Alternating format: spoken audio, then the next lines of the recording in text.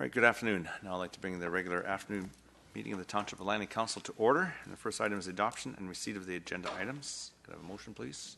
Councillor Fox, second by Councillor Arneson. All those in favor? Opposed? Carried. Move on to adoption of minutes. The regular meeting, afternoon meeting on June 12th. Motion, please. And Councillor Whitmarsh, and seconder is Councillor Qualley. Any errors or omissions? All those in favor? Opposed? Carried. And a motion to resolve into special closed meeting for the items on the agenda. And is there an item on table? On table, No. one item on table, Your Worship, and staff have 2 items to add. Okay, if you could. So the 2 items. Yeah, we didn't get it, but there's an item that you bring forward. No. Oh, sorry, Your Worship. We're talking about that document we talked about. It's Yes. for the grant. Yes. Okay. So that that may not be on table yet, but it's coming. It's coming. Okay, so there'll be 3 additional items then. Is that right? There have, is oh no, it's 2 items. Personnel 2 items and in total. intergov. Those are the That's 2. right. Okay, from the staff. Personnel and intergov. Good. And Councillor Fox.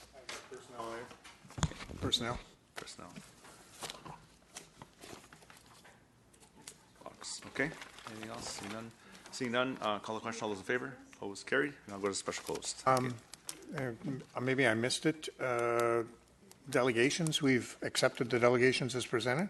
Yeah, that's part of it's with our policy. We've already approved them under the policy. Ms. Bauer, you explain the policy on the delegations. The delegations are just scheduled as they request, and then council, of course, does have the option to revisit that and change the agenda by 2/3 majority. So when do we do that? When would it be appropriate to be during the agenda? It could be done now. It could be done now. It could be done. Yeah, it could be done now. If you wanted to. I have a point of order on that.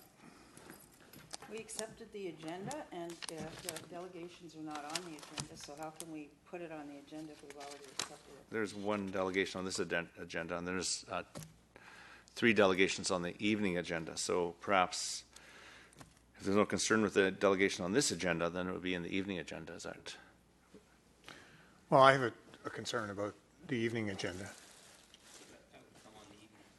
So I know we haven't dealt with this in the past. So Mr. Backen or Ms. Bauer, because it's to do with the evening agenda. Worship, the process we have to date is the afternoon agenda party has been endorsed to council at any time prior to the completion of this segment can revisit that.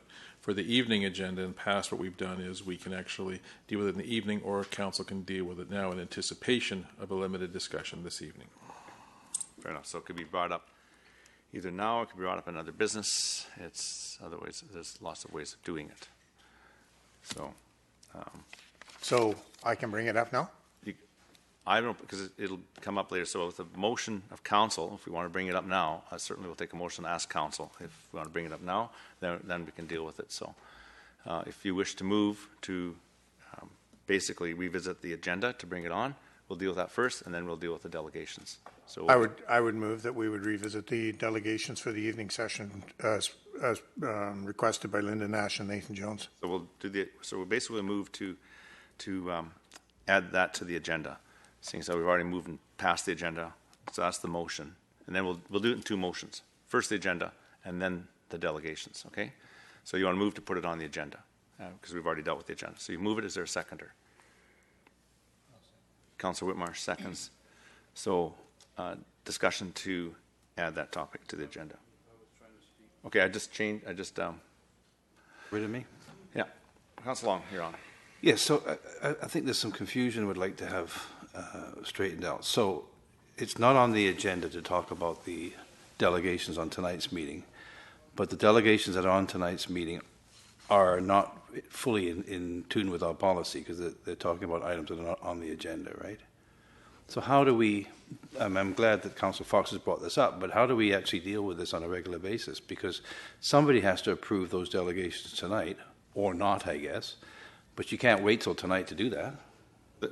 Yeah, so Ms. Bauer can help, but they are approved by policy. However, council has the option by 2/3 majority to not approve them. Yeah. Is that correct? Can I get clarification on what policy they're approved under then? Because I don't. They're actually under the council procedure bylaw that as they request, we put them on the agenda. And on the the instances when council does not wish to hear something, council can always vary the agendas by 2/3 majority. But I thought the policy to put them on the agenda would be if they wanted to speak to an item that's on the agenda. No, That has to And do with that- notice, doesn't it? yeah, that has to do with notice. So if something is going to be on the agenda, then someone would have till 10 o'clock on the day of the meeting to put it on the agenda. If it is a non-agenda item, they have to have it on the agenda prior to the Wednesday before, or Wednesday noon before, so it can be advertised properly.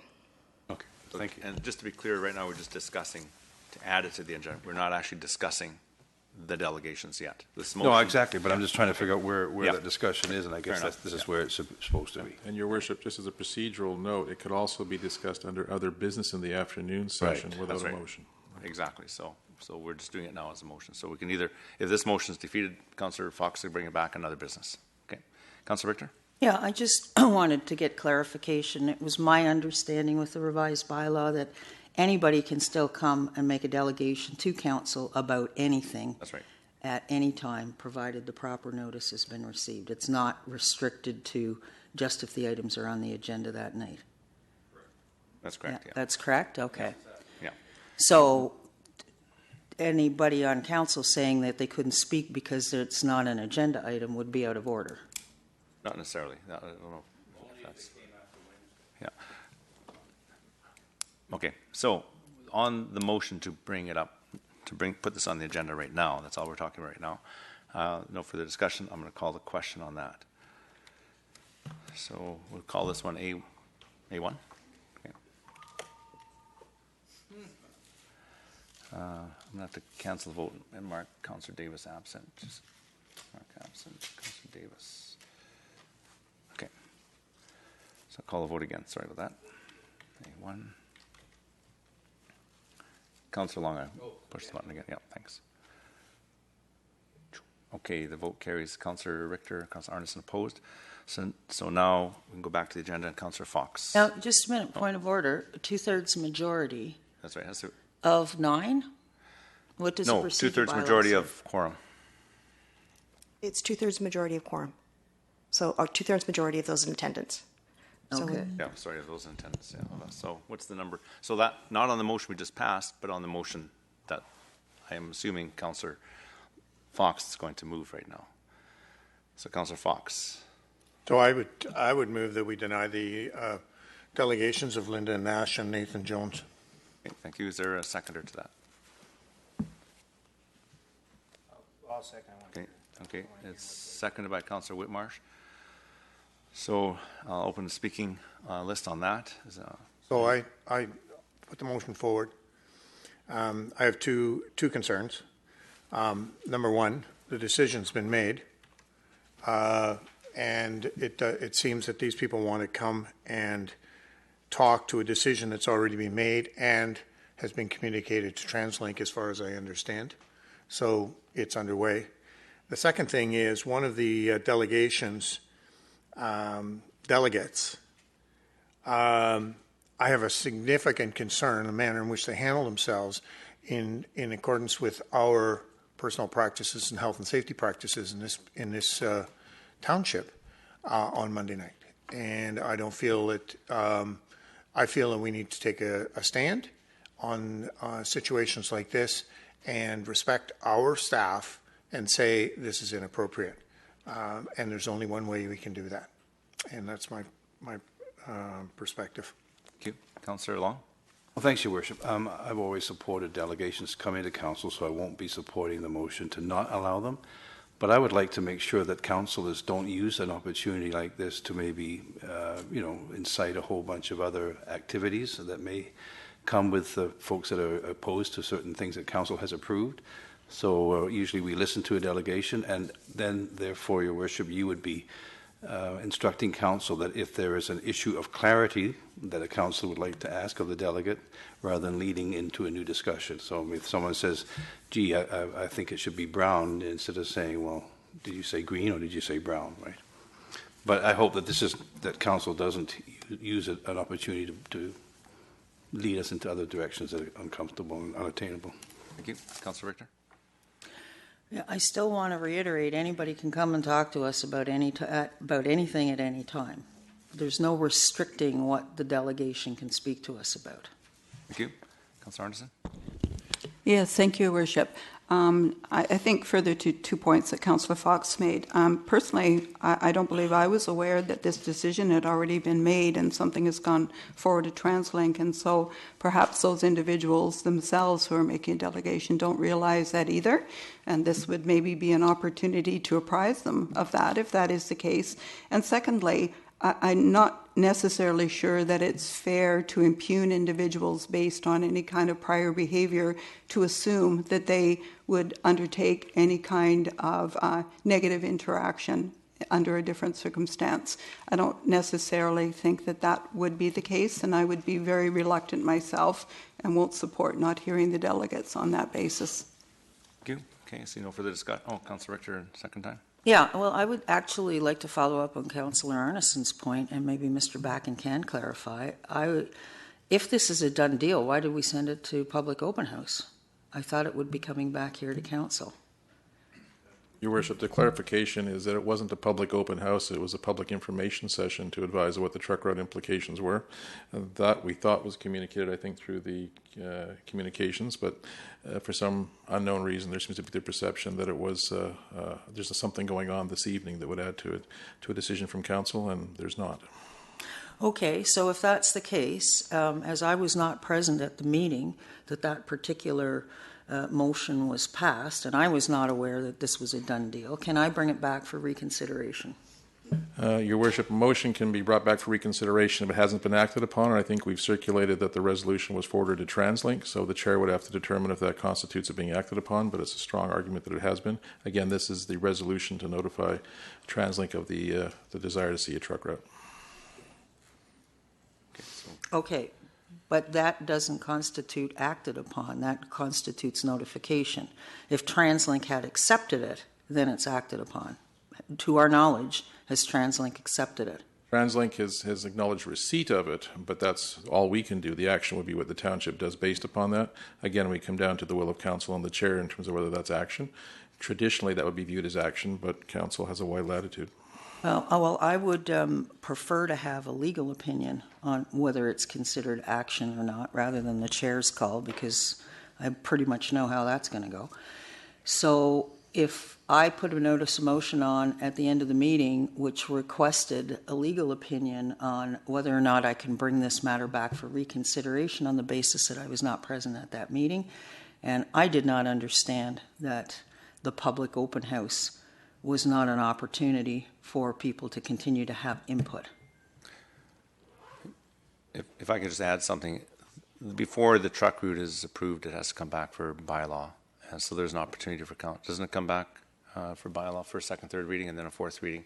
So it isn't a done deal. It still has to go through the bylaw process. So if it's not a done deal, why are we got councillors sitting here saying it's a done deal? Okay, well, right now we're discussing whether or not those delegations will be allowed to speak. I think we should stay on the topic, and that's another conversation, but I just wanted to help clarify that it does have to come back for bylaw. Okay, but again, to my question to Mr. Backen, can I put a motion to reconsider, or will this come back for bylaw? Because if it's going to come back for bylaw, I don't need a reconsideration motion at this point. There is two issues. The reconsideration could be conducted if the council determines that the resolution that was passed was not acted upon. So we come back to that question. Mr. Seffi is agreeing, I think, that there is still a bylaw to be passed at some point, and that will be in the future. So that's a different question, though, as to whether or not the resolution is being reconsidered. But to answer your question, yes, there still is a bylaw to be enacted, which would allow for further debate. Okay, so if the bylaw comes back, we can, council of the day, whenever that bylaw comes back, could vote that bylaw down, correct? That's correct. Okay, thank you. Yeah, I can amend, defer, refer, vote down, table, all kinds of things. That's correct. As long as everyone understands, and I think it is understood, that the impact of any designation or bylaw is primarily as to revenue, not as to use. I think that's been covered before. Okay, we should move along. Councillor Fox, and then we'll call a question on that. Well, you can say it's not a done deal or a done deal. It is a done deal. We voted to move this on to TransLink, and that's the decision that was made, and that's the will of council. So it's been done.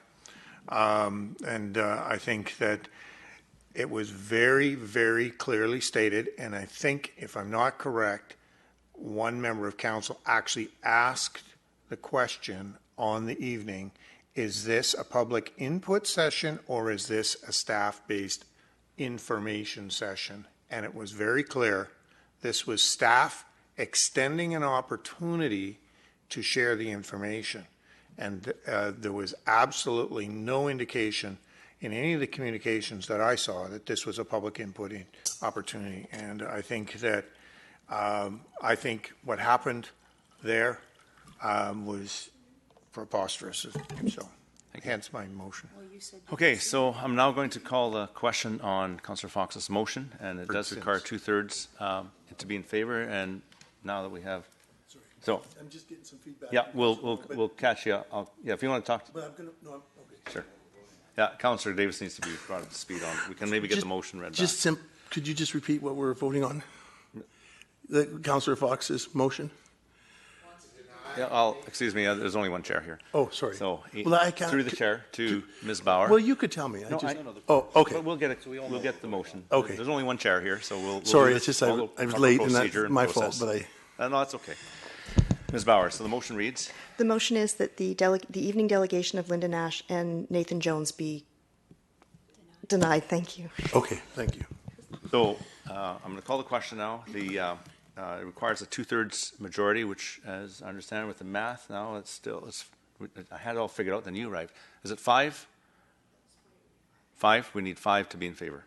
Okay, thank you. So I'm going to call the question.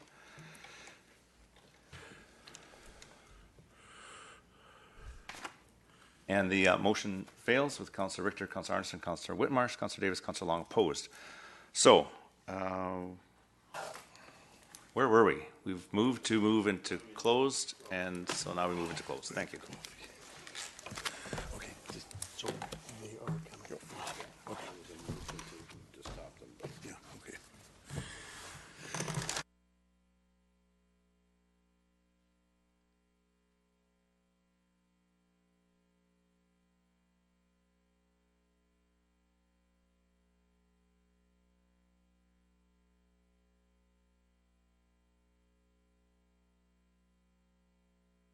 okay. Our delegations, and we have Ms. Kathy Reddington from the Langley Seniors Community Action Table here. And thank you for being so patient. I know our close went a little longer than normal, but do appreciate your patience. I'll get your mic on. And you do have 5 minutes to present, and if you just provide your name and where you live, the neighborhood you live in for the clerk. Thank you. Sure. And this is on? Okay. Yes. Good afternoon, Mayor, Frozen Council. My name is Kathy Reddington. I live in the township. And as its co-chair, I'm here representing the Langley Seniors Community Action Table, or LSCAT. With me is my co-chair, Sylvia Anderson, Kiernan Hillen, who's our Housing Committee Chair, Jane Carter, and Marie Paulus. Just as a brief reminder, LSCAT is a nonpartisan, seniors-led, volunteer community collaboration of 200 plus. Senior volunteers and seniors serving businesses and organizations. We collaborate to recognize and respond to local issues and opportunities, to share resources, to build partnerships, and to create a common place from which to act as a collective voice for seniors across Greater Langley. When we were advised of the notice of motion regarding affordable housing that would come before Council this evening, we thought it was very important to appear before you to support the motion because affordable housing has become a significant issue in Langley. According to Canada Mortgage and Housing data, even in 2013 in Langley, a person 65 plus at median income had to spend $52 more than his 30% of income for median rent on a one-bedroom. We can just imagine what that's like today. We also wanted to be here because the mandate that LSCAT has set for itself and the work we engage in is fully aligned with the motion in some very fundamental ways. First of all, since 2012, affordable housing for seniors has been a primary focus for the action taken by our organization. For example, in 2013, a partnership between LSCAT, the Langley Senior Resources Society, and the South Fraser chapter of CARP founded AAA Senior Housing and immediately became involved in bringing education, awareness, and recommendations on affordable, accessible, appropriate housing for seniors to the Langleys through a senior housing workshop, followed by a senior housing survey and summit, followed in 2016 by reports on findings from both. Early this year, we hosted a panel discussion on seniors' housing and homelessness with panel members the Honourable Rich Coleman, Mayor Jack Froese, Mayor Ted Schaefer, and other community representatives. With 120 in attendance, our small venue was full beyond capacity. And this reinforced for us how important it is to the seniors of Langley to learn more about these two issues and also take opportunities to build solutions and influence outcomes. Based on this, our current Housing Committee has developed additional plans for 2017 and 18, which address federal, provincial, and community strategies and tactics, all focused on the delivery of affordable housing for seniors. Secondly, as a subcommittee of the Healthier Community Partnership, we've had the privilege of being involved in the partnership's poverty reduction work group, and we were also invited and actively participate at the leadership, outreach, and communication tables developing and executing Seniors Link, the Langley Integrated Network of Care. What is clear in this last body of work is that our community is developing strategies, philosophies, and systems that depend on individuals being housed. For example, the township's age-friendly strategy says that an age-friendly community is a place where people can enjoy all stages of life and live with dignity, respect, and independence. Fraser Health's Home is Best philosophy says that home, not hospital, is the best place to continue a recovery, with the right health supports and non-medical community services in place to prevent readmission to hospital. And Seniors Link is described by the partnership of Fraser Health, Langley Memorial Hospital, and the Langley Division of Family Practice as wraparound community-based health care, where care in the home and community become the norm, and acute care hospitalization becomes less central in care for the individual. And it bears repeating. All of these depend on individuals being housed, and without affordable housing, they won't be. And I'll conclude with a request and a recommendation. And the request, with a little context, is this. Since its inception in 2010, LSCAT has been reaching out to Langley seniors to facilitate their leadership and involvement in identifying and responding to local issues. And we take great pride in the fact that we have become a credible organization in the community, and we have created a common place from which to act as a collective voice for the seniors in Langley. So here's the request. If this motion is passed, LSCAT would look forward to taking a key role in providing input from seniors in any public process that works toward providing opportunities to create a framework for affordable housing within Langley Township. And finally, we would like to see this motion passed in its entirety, wholeheartedly agreeing that housing affordability has been drastically reduced, and that a concrete policy to ensure the optimization of the delivery of affordable housing within the township is a necessary community good. Thanks for the opportunity to provide input. Thank you. I do have some questions from Council. Council Arneson. Yes. Thank you, Bishop, and thank you very much for coming today. I really am pleased that you are interested in this and that you are putting yourself forward to be a partner in this potential relationship, should it go forward. I really, I'm challenged from time to time, and I recognize due to your good work in the community that individuals, are really struggling at this point, especially seniors. And so the policy, of course, is broad enough that it covers all different incomes, genders, ages, etc. However, I really feel that the most vulnerable in our community, which are seniors, people on fixed incomes, otherwise don't have enough funding to provide in a rising sense of what rentals are, and just, they're very put upon, I would say. And having met with some of those individuals, individuals, I feel that it's most important that we have an opportunity, as the Housing Action Plan talks about, to have partnering arrangements. But first, we really need to inform ourselves about what that would look like. And so from a policy point of view, I mean, we're able to put that forward, but it's good to know that we have great community interest and partners that are willing to work along with us should this be adopted. So thank you very much. And Councillor Qualley. Thank you. Thanks for being here, Kathy. You do realize that we're not voting on an actual motion other than to receive more information, Yes. right? Okay. Yes. I just wanted to make sure you were, your expectations around what we were voting No, on. we just wanted to put our face out there. Yeah. As supporting it. I also really appreciate the work that you do both at LSCAT and at the Seniors Advisory Committee. Kathy Reddington is the co-chair of our Seniors Advisory Committee here at the Township. And I just wanted to ask if LSCAT has had an opportunity to review the Brookswood, the draft of the Brookswood Official Community Plan, the proposed lot sizes, the density levels, the ability for seniors to have affordable housing or age in place. Tomorrow night is the public hearing for that draft OCP, and it would be really great if LSCAT could present their thoughts around that plan. That's some homework, I guess. Yeah. Well, you. it's kind of important when It we're is. building a new community that we have input from you. But I think what I hear, both at the Seniors Advisory Committee and from the seniors I speak to in our community, is they do want affordable places to live, which is what this motion is, which needs to be seriously addressed in Brookswood. And that comes back to density, lot sizes. All of those pieces are very important.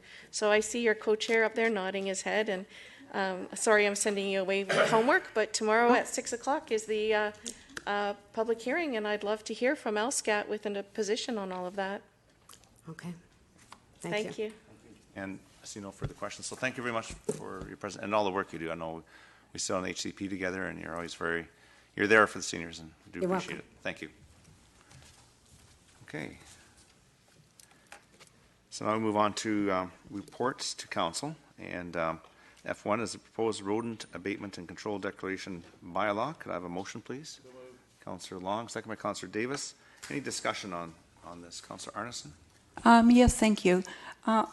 Through your worship to staff, I'm not sure who could best address this question. So what I see in the policy is a good step forward, but the limitation being that it does not address the clearing of lots. It's more having to do with the demolition of properties. So I would just like to clarify why we might not have considered that within our policy. Mr. Seffi, I believe that's what the direction was from council to staff, is on demolition permits, but maybe you can expand on that. Thank you, Your Worship. There are, I guess, three-part answer, or three various factors that came into play. One was the current practice, Your Worship. Even though it's not a formal requirement, the current practice puts the onus on demolition contractors to comply with the provincial requirements. So this, in fact, formalizes an existing practice. The other one is the practices of other jurisdictions. So we did a survey of what others do, and came to the conclusion that this is really in line, consistent with the practice that's out there within the region. And thirdly, I guess in terms of the actual result of, or the prevalence of rodents, it's mostly due to demolition of buildings as opposed to clearing, which is an outcome or a consequence of buildings where rodents then do hide in sort of, vegetated areas. So that's the reason. Okay, thank you. Well, as always, policies are great, and we expand them as our understanding and interests evolve. And so I'm willing to support this as a first step, but I would, obviously like to consider reviewing it over time, because I think we, unlike some other jurisdictions, would have more areas that were actually forested as opposed to some where they're just redoing areas through redevelopment.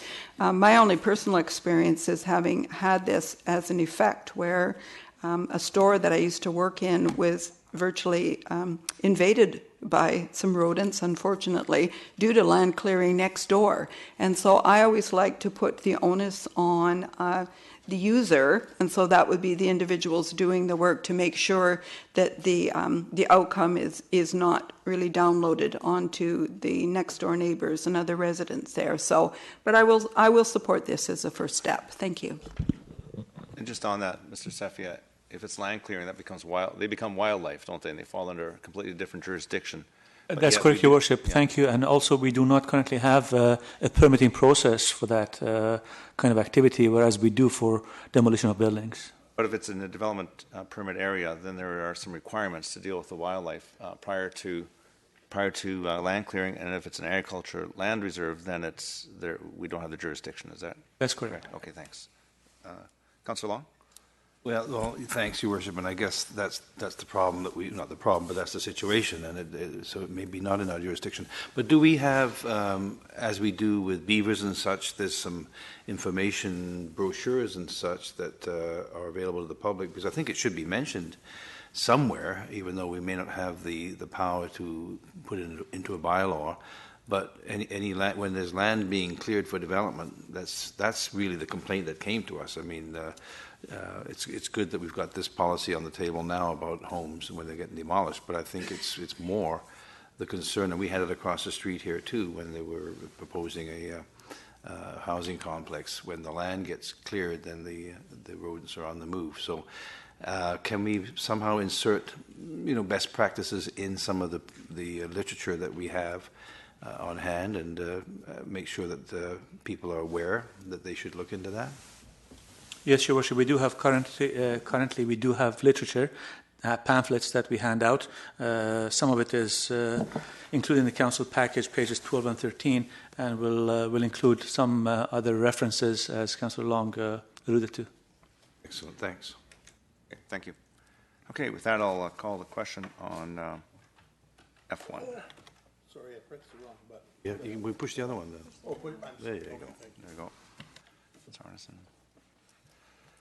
And that carries unanimously. Didn't give the rats a vote, did we? All right. Yeah, they would have had a vote. F2, Agricultural Land Commission application 100318. This is Alice and Circo at 25060 16th Avenue. Could I have a motion, please, on F2? Someone want to move that? Councillor Whitmarsh, the seconder. Councillor Long. Discussion on F2. Councillor Arneson. Yeah, thank you, Your Worship.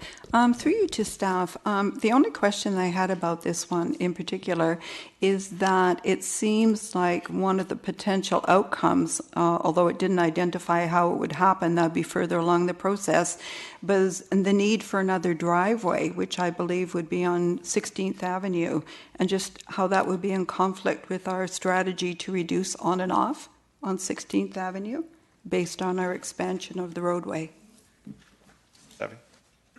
Your Worship, this will require a driveway access as a separate lot, and that will have to be done in consideration of the technical requirements with respect to safety and vehicular access.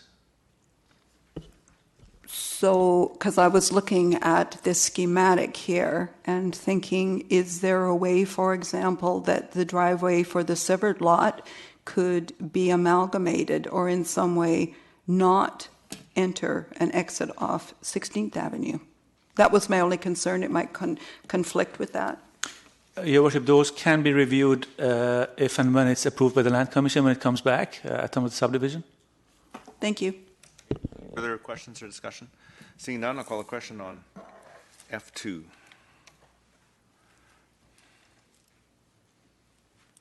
And it carries with Councillor Davis opposed. Move to F3. This is Agricultural Land Commission application number 100320. This is Holmes DCH Excavating Limited. There's a motion there with an A and a B, and so one thing I would ask Council to consider is to consider A and put two conditions on. One condition would be that in the event that the business ceases to exist under that company, that piece of property that is being requested for the non-farm use be remediated back into farmland. And the other condition is that the footprint of the property not be enlarged for the purposes of that business, that as it already exists. Now, I maybe put too many words in there, but Mr. Backen, we don't have the motion. That's the motion I would consider. I'll move it. Councillor Qualley, is there a seconder? Councillor Davis, seconds. Councillor Richter? Yeah, I'd like to add another condition, and that the number of trucks on the property be limited to a maximum of 20 company-owned trucks. Is there a seconder? Councillor Arneson seconds that amendment. So on that amendment, Councillor Davis? Could you company-owned trucks? Because if we say that, then maybe he can have 40 non-owned trucks. No, the intent is it can only be company-owned. Company-owned. Okay, so limit to a maximum of 20 trucks which are only company-owned. Okay. Are you okay with that word? Yeah, perfect. That is, unless there's any, take that as unanimous consent amendment. Okay. The reason I put in that second condition of having it not grow any larger, and that's a good point that you brought up, Councillor Davis, is that we don't want it to grow larger than that business. However, I think it's been made very clear by Mr. Back, my conversations another time, is that if he was to start parking trucks in another company, it becomes another use, and then that would not be permitted no matter what, because the use he's asking for is for his own business. By restricting the number of vehicles on it's not a large property, it becomes an enforcement issue. By saying that it can't grow any bigger than that, and we know that the use can only be for his business, I feel that may have more easier to enforce. It accommodates what our aim is, that it doesn't grow larger, and the use of having other companies' trucks on here isn't allowed anyway. So that's not so. Although I understand the amendment, I'm not going to support it because I believe the other amendment covers it. Councillor Richter? Well, I don't think that one amendment covers it totally, because one of the issues down in, well, throughout the Lower Mainland, but certainly in South Langley, has been the creation of these parking spaces for trucks in agricultural land. So I think the amendment is necessary, and I'd also like the amendment to specify DCH company-owned. It should be DCH yeah, I think that was, company-owned. That was accepted. Saying that he's been there since way before we even had an agricultural land reserve. He has the right to be grandfathered, but it should be limited strictly to his business and his trucks, period. Thank you. Councillor Long on the amendment. Well, I'm confused. There's an amendment on the ground now. There's on an the amendment. floor. The motion was moved with two conditions. Yes. And now the amendment is to restrict To the DH trucks, yeah. to no more than 20 Yeah, DHH trucks. I tend to agree with your explanation, Your Worship, that if it's the business isn't to change, then it would automatically be their trucks. But I think if we start to say there should be 20 or so many, there's two issues there. It's almost like we're condoning the truck business there, which I don't know if that's what we're doing. I think we're agreeing that it's a grandfathered operation, and it's been there for many, many, many years, and that we're agreeing to a non-farm use of this area. But I don't know if I agree with it, that it should be 20 trucks. Maybe it shouldn't be. Maybe it should be 10 trucks. But so I don't really want to get into that, and I don't know how we would enforce that either. I don't know if you can put that type of covenant on the property. You can certainly put the covenant on that you said, business shall not change, the footprint shouldn't increase, and it will be reclaimed in the case of a sale or a retirement of the owner. So I don't think I can support the amendment, but I think it's covered anyway. Thank you. Councillor Arneson. Yes, thank you, Worship. Well, I like the amendment just because it's a limiting factor. So I think part of the issue is we're trying to preclude the expansion of the footprint on this property. And, of course, the Agricultural Land Commission, I think, would be favorable to that if it's found to be a grandfathered use. But I think if you're just saying this is a threshold number, I don't have a problem. You're not saying you have to have 10 or 15, you're just saying you can't have more than 20, because in the future, I don't know about this configuration. We have a little map that indicates, where everybody is at this point, but I don't know what necessarily triggers subjectively what a truck parking lot would look like relative to this. I mean, and I don't want to micromanage their business either. So I'm in support of limiting the number of trucks because I think that helps to make clarity around limiting the scope of their expansion on the property. Thank you. Councillor Richter. Yeah, I was just going to ask the seconder if we should change the word truck to vehicle, because didn't he mention that he had loaders or excavators or something? So I'm okay with vehicles instead of trucks. Okay. And he did say he currently has 14 trucks, so if we go to 20, it just gives him plenty of room. So there's an amendment to the amendment, which is fine. And if there's unanimous consent to that change of the wording to vehicles, then I'll accept the amendment to the amendment. But if there's anybody who wishes to oppose. Okay, so I'm now going to, it's been moved by Councillor Richter and seconded by Councillor Arneson to change the wording from trucks to vehicles. So it is now open for discussion. Councillor Qualley. Well, we're talking about trucks here. We're not talking about vehicles. He's got employees who maybe drive a motorcycle. Maybe he's got a small ATV that he uses for farm use. I mean, it just feels like it's completely out of the scope of what we're being asked to do here with this ALC referral for non-farm use for this small part of it. So I'm happy with the original motion around the cessation of the business and the remediation for that, and then the footprint not be enlarged. I think that covers it, but I'm not going to start micromanaging what is on there in terms of vehicles. Thank you. Any other discussion on the amendment to the amendment? Seeing none, I'm going to call the question. F3.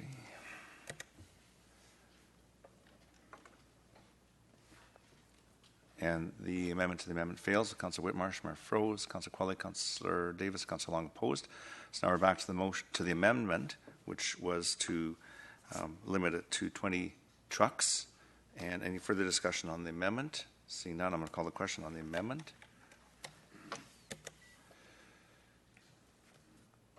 And the amendment fails with Councillor Whitmarsh, Mayor Froese, Councillor Qualley, Councillor Long opposed. So now back to the main motion. Any further discussion on the main motion? Councillor Whitmarsh. I'd like to move with the amendment that was originally suggested of the 2 criteria. Is that where we're at? Yeah. Oh, those are there. That's okay. All right. It's part of the initial motion. Okay, sorry. Okay, so seeing no further discussion, I'll call the question on the main motion. F3. And that carries with Councillor Richter opposed. Move on to F4. This is the building inspector position. And could I have a mover, please? Councillor Qualley, seconder by Councillor Arneson. Discussion on F4. Councillor Arneson. Yes, thank you, Your Worship. I recently had occasion to speak to staff, and I understand apparently that there's a dearth of building inspectors. And I wondered, it seems very reasonable that with the rate of building that we have, and if we're going to have a shortfall, that we have identified a way that's going to be cost effective with funds that are currently available to meet that need. I'm wondering if there is any opportunities to have co-op students or other kinds of initiatives so we can start more or less luring in some potential building inspectors for the future. I know other professions work on that quite diligently, so I don't know if we have any local trades that we could start to work with, but it seemed like it would be helpful maybe both for the students and ourselves to have a work experience in the township. We can explore that with Human Resources. Great, thank you. Thank you. Councillor Davis. Sorry, through you, Mayor Froese. Is this $85,900? Does that include a vehicle, or that's just straight salary? No, Your Worship, doesn't include the vehicle, but it includes the benefits. So if he's a building inspector, we're going to have to give him an old clunker to drive. There are departmental vehicles and corporate vehicles that will be used, Your Worship. No additional vehicle is currently anticipated. Yeah, okay. Okay, thank you. All right, with that, I see no further discussion. I'll call the question on F4. Why do we still have this up there? Carries unanimously. Move on to F5. This is the 2016 Statement of Financial Information and 2016 Annual Report. And that Council consider the annual report and receive submissions and questions from the public concerning the annual report. And that Council approve the 2016 Statement of Financial Information. Could I have a motion, please? Councillor Whitmarsh, seconder. Please have a second. Councillor Qualley. At this point, I would ask for submissions from the public regarding the financial reports, and a second time submissions from the public, and a third time submissions from the public regarding the financial reports. Seeing none, I now ask if Council has any questions or comments. Councillor Richter. Yes, I'm just wondering why we didn't put this on the evening agenda, because we tend to have more public available to attend on the evening meetings, and as we're calling for public input on it, it might have been better if we had it on the evening meeting. So I'm wondering if next year we could put it on the evening agenda instead of the afternoon one. Back on his Worship, it doesn't involve a bylaw. We don't usually put them on the evening sessions, but if that's Council's will, we can put it there, keeping in mind that the primary purpose of this is disclosed to Council. It's published. If there's to be input that can be written or it can be oratory. So it's really the practice we've used in the last 6 years or so. And I also had a request with regards to the cover of the... I think it's wonderful that we've got young people on the cover of this annual report. I think that's great. But I wondered if the picture of these young people is sending perhaps a wrong message to young people in the community with regards to the type of job opportunities they would find in Langley. And server jobs are, I mean, there's lots of them here, but a lot of server jobs pay less than minimum wage. So I'm wondering if perhaps we could replace the cover. Well, there'll be a new cover next year, but those could be two building inspectors talking at the coffee shop. Well, it could be, except that's not, when I first saw this, that was the impression I got. Great, I'm glad to see young people, but I would love to see young people in jobs as building inspectors, maybe. And coffee shop owners, yeah. Yeah. Certainly duly noted. I think staff and next year they'll look at being more creative, a little bit different creative on the cover. Thank you. Thank you. Any other discussion on that? Call the question then. Oh, sorry, I have Councillor Davis. I think you should worry about the picture of the 9 people more than you... Thanks, Councillor Davis. Considering my good looks. Yeah. I'm teasing. Thanks, Councillor Davis, for that. Okay, so now the question on F5. And that carries unanimously. And move on to F6. And this is the Walnut Grove Community Center parking lot report. And we're looking for some improvements to the parking lot. Partially, it's been asked for many years by the public. But we also know that there may be a little bit more use. So this is an opportunity to get on it. And it's $150,000 this year. And I believe $150,000 out of next year's budget. So if I have a motion, please. Councillor Arneson, second by Councillor Davis. Discussion on F6. Councillor Arneson. Yes, thank you, Your Worship. Through you to staff for clarification. Is this the green lot that we were talking about previously that would be created? Okay, thank you. Thank you. Any other questions, discussion? Seeing none, I'll call the question on F6. And that carries unanimously. And move on to correspondence. There's an item of correspondence for receipt. Could I have a motion, please? Councillor Qualley, second by Councillor Davis. Discussion on receipt. Seeing none, I'll call the question on G1. And that carries unanimously. Were you opposed, Councillor Long? I was maybe too quick. Okay, I see a green tick then. There you go. All right, and minutes of committees. There's the H1 is a receipt of the Heritage Advisory Committee. Could I have a motion for receipt? Councillor Davis, second by Councillor Qualley. Discussion on H1. Call the vote on H1. Carries unanimously. And there's an action item under H2, Heritage Advisory Committee. And Councillor Long moves it. Councillor Davis seconds it. It's that Council, I just want to mention this, Council would add the Fraser Highway mile markers to the Community Heritage Register. I want to thank everyone who's involved in getting this project. I think this is a pretty cool project to see those markers back in our community that have such a historical significance. And I know today a member of the public came by and presented us with a thank you card. Perhaps I should have had it with us, who was involved in this and was very very appreciative of the work of council and the work of our committee. So I did want to relay that and thank everyone for doing this. These are the cool things we do. Councillor Long. Well, thank you for that. Thank you. And just to remind council that tomorrow morning at 9:30 we'll be over in Murrayville, sort of officially unveiling these markers. So, even though they're unveiled, but we'll be there anyway. 9:30 for the second time since 1930. Councillor Davis. Councillor, through Mayor Froze to Councillor Long, did you have any funny stories on where you found some of the old markers? No, but I'll make some up. Must have been buried in people's fields, I guess. Yeah, okay. 2 were missing, and they were replaced, but that's pretty good out of how many? 10 or 11? 7, 9. Oh, okay, yeah, and 2 were missing and replaced, so quite a few of them were still there. So, all right, enough of that. We will now move to the question for H2. So, calling the question on H2. And that carries unanimously. Is there any other business? Seeing none, motion terminated. Councillor Davis, second by Councillor Whitmarsh. All those in favor, opposed, carried. The meeting is now terminated at 5:59.